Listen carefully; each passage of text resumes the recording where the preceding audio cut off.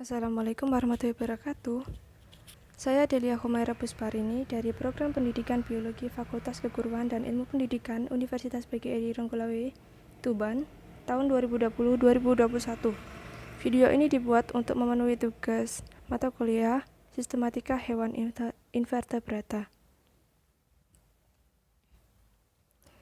Klasifikasi dan peranan protozoa. Sebelumnya, filum protozoa sendiri dibagi menjadi 6 kelas. Yang pertama ada Somastigophora atau Flagellata, yang kedua Rhizopoda atau Sarcodina, yang ketiga Actinopoda, yang keempat Apicomplexa atau Sporozoa, yang kelima Foraminifera, dan yang keenam Ciliophora atau Ciliata. Ciri umum yang dimiliki Somastigophora atau Flagellata, ia menggunakan flagel untuk bergerak dan memangsa, umumnya uniselular beberapa berkoloni. Contoh spesiesnya ada Trichonympha sp dan Trypanosoma sp. Untuk kelas Rhizopoda atau Sarcodina, ciri umum yang dimiliki, dia memiliki pseudopodia untuk bergerak dan memangsa. Contoh spesiesnya ada Amoeba Proteus. Kelas Actinopoda, ciri umum yang dimiliki memangsa dan dengan aksopodia atau pseudopodia yang runcing dan menyebar. Memiliki rangka silika. Contoh spesiesnya ada Helizoa dan Radiozoa.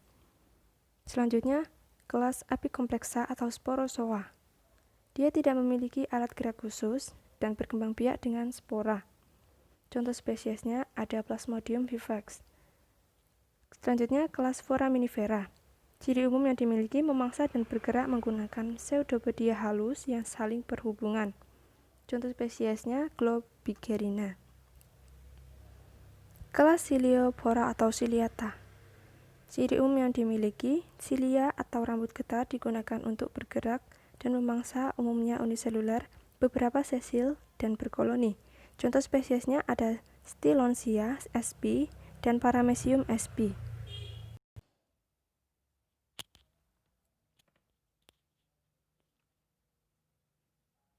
Selanjutnya, klasifikasi protozoa dibagi menjadi 4 berdasarkan alat geraknya.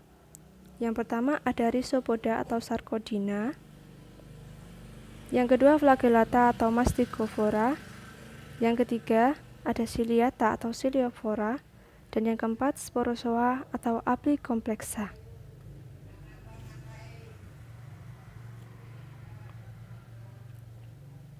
Yang pertama, Rhizopoda atau Sarcodina. Rhizopoda berasal dari kata Yunani, artinya rhizo, artinya akar, dan podos atau kaki. Atau Sarcodina, yang artinya sarko sama dengan daging. Ciri umum yang dimiliki bergerak dengan pseudopodia atau kaki semu, bersifat heterotrof, ukuran tubuh sekitar 200-300 mikron, umumnya hidup di air tawar atau laut, bentuk yang dapat berubah-ubah atau tidak tetap, ada yang bercangkang dan tidak mempunyai ektoplasma dan endoplasma, mempunyai vakula makanan dan juga vakula kontraktil. Rhizopoda menelan makanannya atau fagosit, reproduksi secara aksesual dengan pembelahan diri, dan juga hidup dengan bebas atau parasit.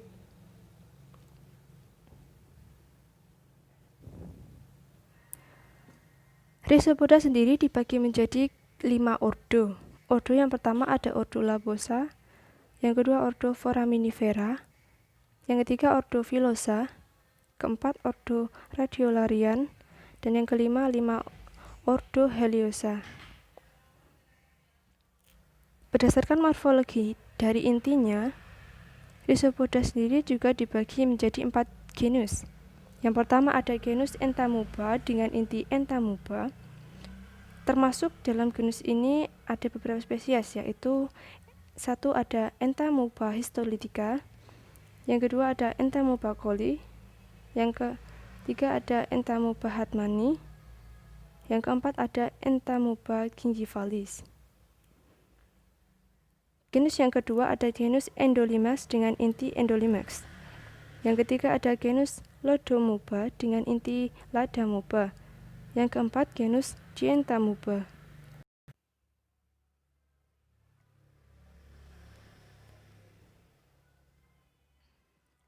Dari penjelasan yang tadi, dapat kita tulis klasifikasi kelas Rhizopoda sebagai berikut. Kingdom Animalia, filum Protozoa, subfilumnya Plasmodroma, kelasnya Rhizopoda, ordonya Amubida, genus Entamuba, ada Endomax, Lodamuba, Dientamuba, spesiesnya ada Entamuba histolytica, Entamuba coli, Entamuba hartmanni, Endolimax nana, Lodamuba butzili, dan juga di Entamuba fragilis.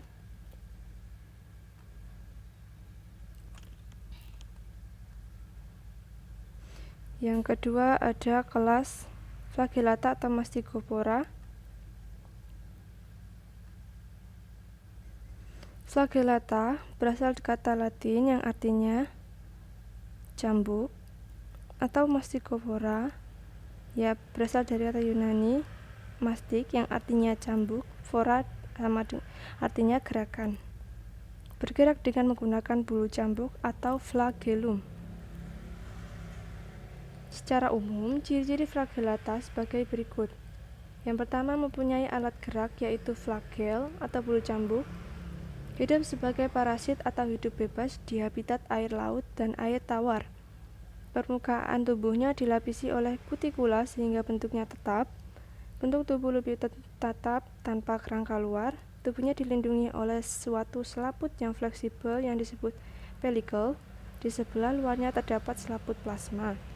Memiliki dua macam protoplasma, yaitu ekstoplasma yang memadat dan lapisan dalam berupa endoplasma yang berwujud agak encer. Yang keenam, hidup secara soliter dan ada juga yang uniselular atau berkoloni, bersifat mikroskopis, berkembang biak secara seksual dan aseksual. Secara aseksual dilakukan dengan konjugasi, sedangkan secara aseksual dilakukan dengan pembelahan diri. Dan yang terakhir, bentuk tubuh Flagellata sangat beragam. Ada yang berbentuk lonjong, menyerupai bola, memanjang, dan polimorfik, atau memiliki berbagai bentuk morfologi.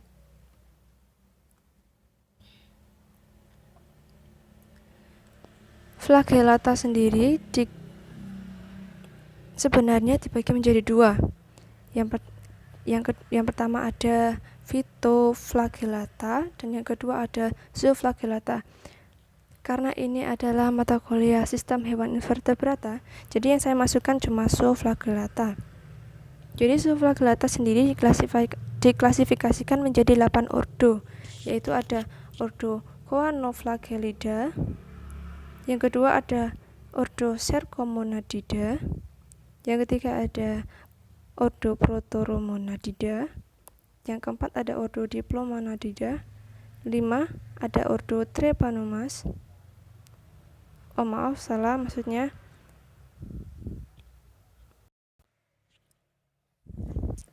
Yang kelima ada Trichomonadida, yang keenam ada Hypermastidida, yang ketujuh ada Kinetoplastida, dan yang kedelapan ada Opalinata.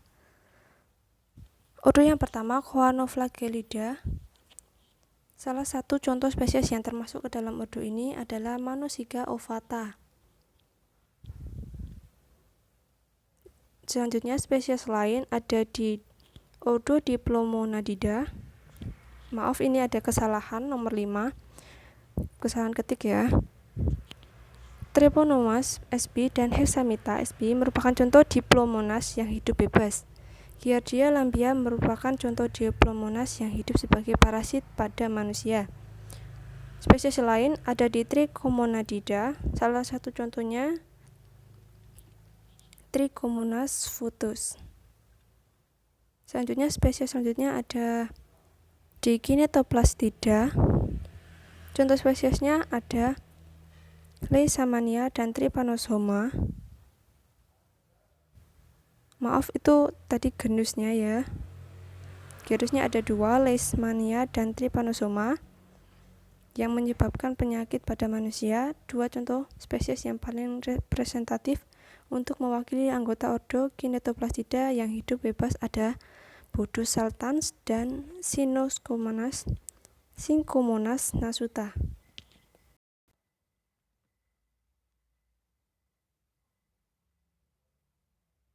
Selanjutnya ada Ciliata atau Ciliofora.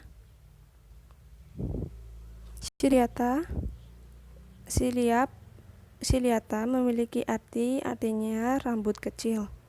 Atau Ciliofora berasal dari kata Yunani fora yang artinya gerakan, bergerak dengan menggunakan cilia atau rambut getar.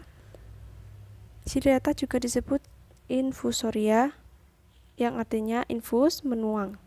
Karena hewan ini ditemukan juga pada air buangan atau air cucuran. Ciri umum Ciliata yang dimiliki ada sebagai berikut. Yang pertama,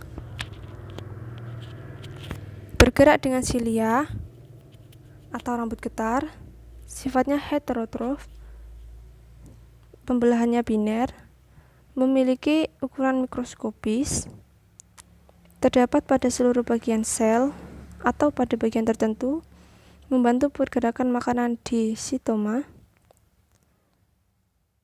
Selanjutnya, bentuk tubuh oval dan tidak berubah-ubah atau tetap, mempunyai dua inti sel yakni makronukleus dan mikronukleus. Hidup bebas pada lingkungan berair, baik itu air laut maupun air tawar yang mengandung sebuah zat organik. Hidup secara parasit, simbiosis, dan ada juga yang hidup bebas di alam.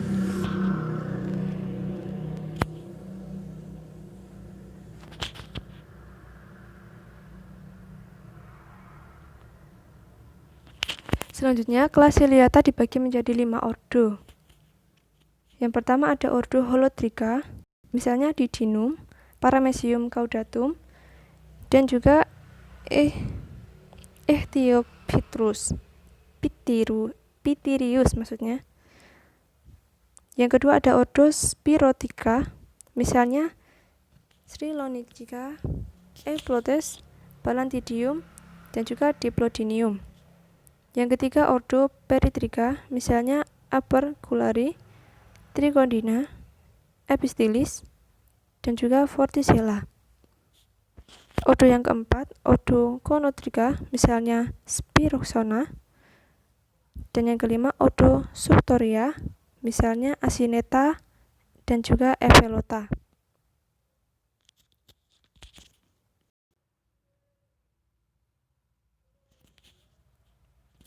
Kelas selanjutnya ada Sporozoa atau api kompleksa.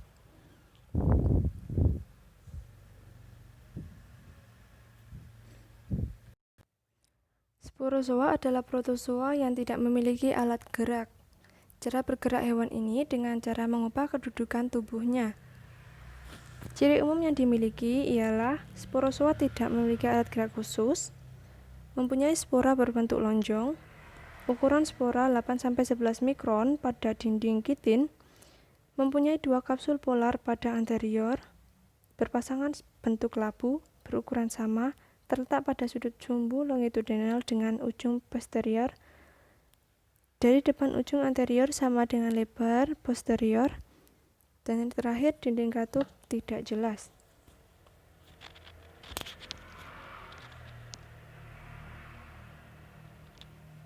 Klasifikasi sporozoa dibagi menjadi 9 ordo.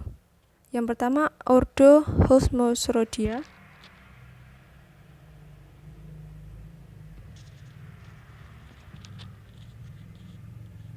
Ordo Homosrhodia misalnya Plasmodium sp, hidup dalam darah, jaringan parenkim pada burung dan mamalia. Yang kedua, ordo Gregarinidae. Misalnya Gregarina adalah parasit infra dan ekstra pada inver lain, Monocyte spats, hidup dalam karing cacing tanah. Yang ketiga, ordo Coccidia. Misalnya Coccidium adalah hidup di sel epitel hewan vertebrata dan beberapa Myriapoda atau invertebrata. Yang keempat, ordo Holosporidia, misalnya Haplosporidium. Yang kelima, ordo Sarcosporidia, misalnya Sarcocytis. Yang keenam, ordo Myxoporidia, misalnya Sphaeromyxa. Yang ketujuh, ordo Actinomyxidia, misalnya Triactinomyxon. Yang kedelapan, ordo Microsporidia, misalnya Nosema bombycis. Dan yang kesembilan, ordo Helicosporidia, misalnya Heliosporidium.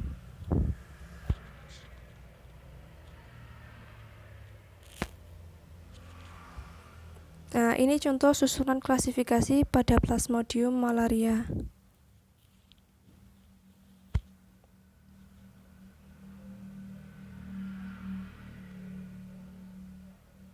Selanjutnya kita akan membahas peranan protozoa. Yang dikatakan peranan itu biasanya yang menguntungkan.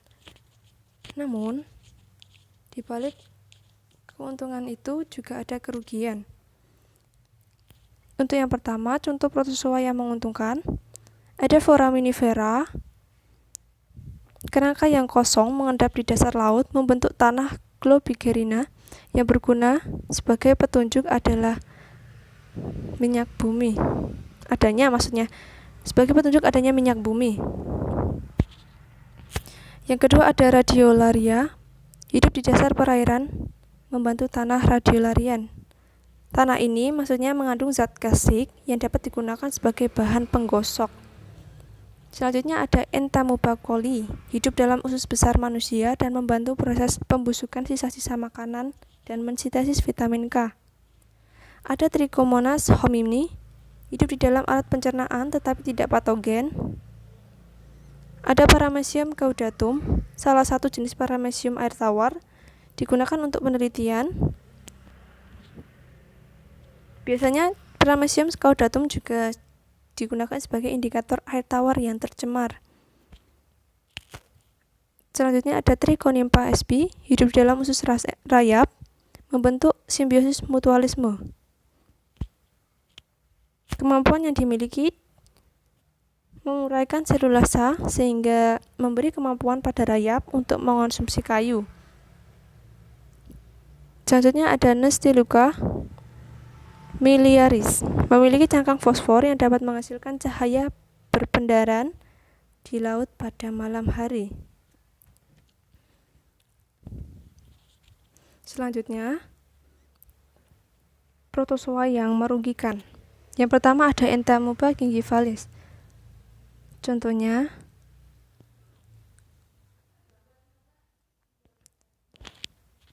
Entamuba gingivalis sendiri merupakan rhizopoda parasit pada tubuh manusia. Dia menyebabkan kerusakan gigi dan gusi. Yang selanjutnya ada Entamuba histilotica, merupakan kelompok rhizopoda, menyebabkan penyakit disentri atau dikenal dengan penyakit amebiasis. Yang ketiga, Trypanosoma gambiens, menyebabkan penyakit tidur pada manusia di benua Afrika. Hospes perantaranya adalah lalat CC jenis Glossina palpalis. Yang keempat, Trypanosoma rhodesiense juga menyebabkan penyakit tidur pada manusia dengan hospes atau inang. Perantaranya adalah lalat CC jenis Glossina morsitans.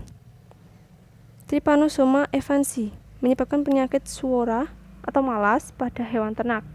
Hospes perantaranya adalah lalat tabanus. Selanjutnya Trichomonas vaginalis menyebabkan penyakit pada alat kelamin wanita atau yang namanya keputihan dan juga pada saluran kelamin pria. Ada Trichomonas homini, hidup di dalam alat pencernaan namun tidak patogen. Dan juga Trichomonas futus, menyebabkan abortus atau keguguran spontan pada ternak. Sekian yang dapat saya sampaikan. Terima kasih. Dan saya minta maaf untuk backsound yang masuk tidak jelas. Saya akhiri. Wassalamualaikum warahmatullahi wabarakatuh.